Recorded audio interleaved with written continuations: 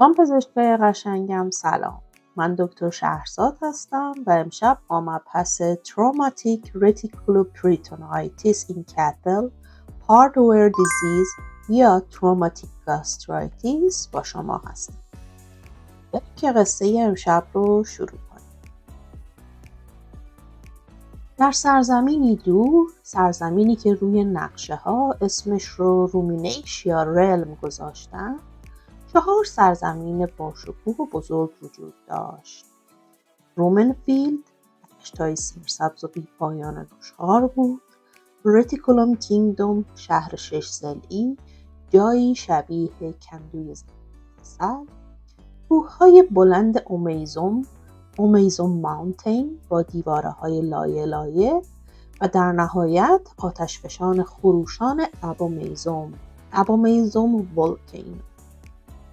قصه ما درست در قلب رتیکولوم شروع می شد، جایی که چیزی شوم در راه.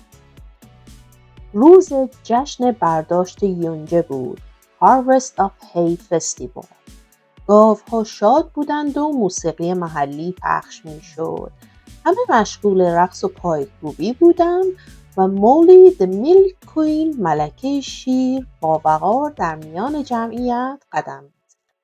اما از فراز سیلیج هیلز 4 موجود فلزی آرام و خزنده نزدیک می شدند. موجوداتی که دامپزشکان اونها رو متال ویلنز یا شرورهای فلزی می نامیدند. نیلد اساسین، میخ تیز و مرگاور، وایرد سنیک، سیم پیچ خورده و خزنده، بلید شارد، تکه فلز برنده و اسکروز سایکلوپس، پیچ تک چشم سنگین. مثل همیشه اونا همراه علوفه پنهان شدن و با اولین لقمه مالی وارد بدن اون شدن. اونها مستقیم به رتیکولوم سیتی صعود کردند، شهری که لانه زنبوری بود با دیوارهای سبز رنگ.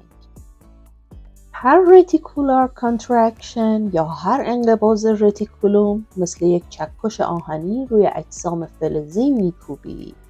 نیل میخ قاتل زمزمه کرد وقتش از دیوار رد بشید و بعد صدایی بلند شد. میخ دیواره رتیکولوم رو سوراخ کرد و با این سوراخ نبرد پنهانی آغاز شد. از شکاف ایجاد شده 2 مهاجم اصلی وارد بدن شدند. اینجستا مانستر، هیولای بدبو آمیخته با علوفه نیم هضم شده، و باکتریا اسپریتس، پریهای میکروسکوپی مهاجم. این 2 وارد جنگل تاریک سفاق شدند، جایی که فیبرین تارهایی مثل تار عنکبوت آویزان بود و اینجا همان localized peritonitis بود، التهاب موضعی سفاق با فیبرین deposits و تیژه چسبندگی. در روستای میلک ریور رفتار ملکه ناگهان تغییر کرد. رومینو رتیکولار اتونی، حرکات شکمبه و رتیکولوم تقریباً متوقف شد. Moderate ruminal tympani، شکم مثل بالون باد شد. Drop in milk production، تولید شیر سقوط کرد. Shallow rapid respiration، نفسهای کوتاه و سریع. Arched back، پشت خمیده، گاهی همراه با بروکسیزم و گراونینگ، همراه با دندون قروچه و ناله. دامداران فوراً گفتن این همون هاردویر دیزیز. از سراسر قلمرو 3 قهرمان تشخیصی فرا خوانده شدند. مستر بک گریپ، جادوگری با دستهای پهن که روی پشت گاو رو فشار میداد و صدای ناله رو میگرفت.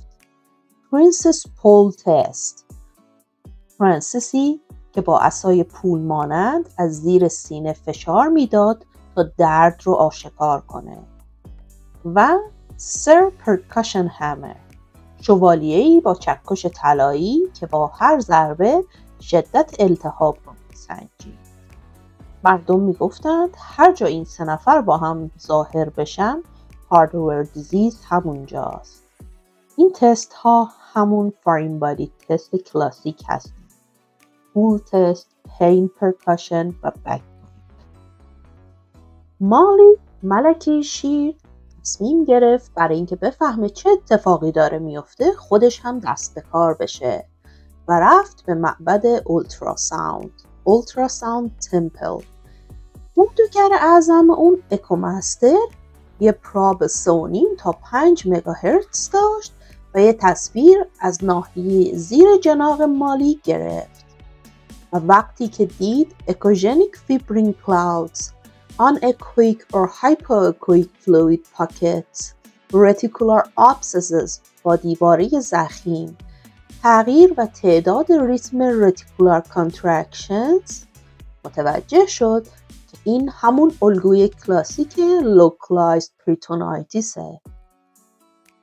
و بعد از اون جادوگر در قله ایکس ری مانتین روی سنگ سیاه رنگ رادیوگرافی به مالی یک جسم فلزی با اندازه بالای 1 سانتیمتر و با زاویه بیشتر از 30 درجه نشون داد که توی دیواره رتیکولوم فرو رفته بود.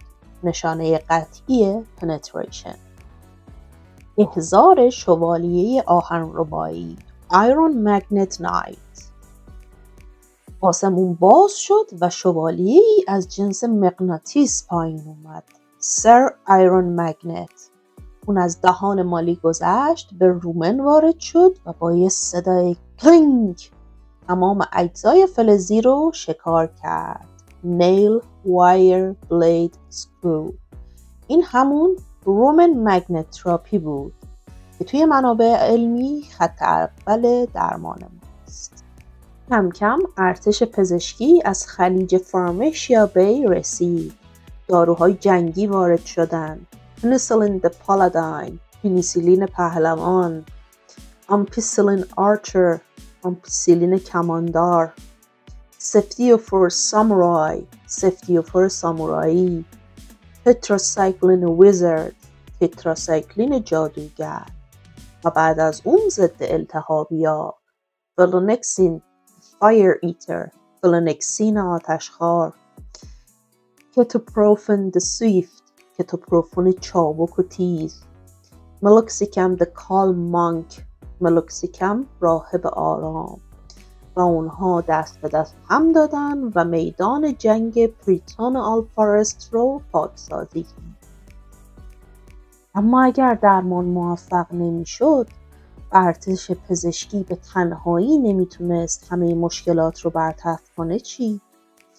در این صورت آخرین سنگر درمان ما سالن مقدس رومینوتومی آرنا بود. جایی که جراحان که یه لاپارومینوتومی شکمبر رو باز می‌کردن، توی رتیکولوم با دست می‌گشتن و جسم خارجی رو خارج می‌کردن. بعضی وقتا هم رتیکولار آبسس به داخل رتیکولوم تخلیه می‌شد. بازگشت نور به رتیکولوم. چند روز بعد نوشخوار برگشت. فیر دوباره جاری شد. مالی د میلک کوین ایستاد و راه رفت و جشن بزرگی در رتیکولوم کینگدوم برگزار شد. فرمان نهایی شاه اعلام شد و همه گوساله ها در 1 سالگی مگنت آف پروتکشن داده بشه و با این دستور صلح دوباره به رومینیشیا رلم بازگشت. خب دامپزشکای قشنگم، این بود قصه امشب ما. اگر این ویدیو رو دوست داشتید، ازش لذت بردید و یاد گرفتید، لطفاً اون رو شیر کنید، به دوستاتون نشون بدید، این پست رو لایک کنید و برام کامنت بذارید تا ببینم دوست دارید بازم از این قصه ها براتون بگم یا نه. امیدوارم که شب خوبی داشته باشید، خوب و آروم بخوابید تا قصه بعدی. خدا نگهدار.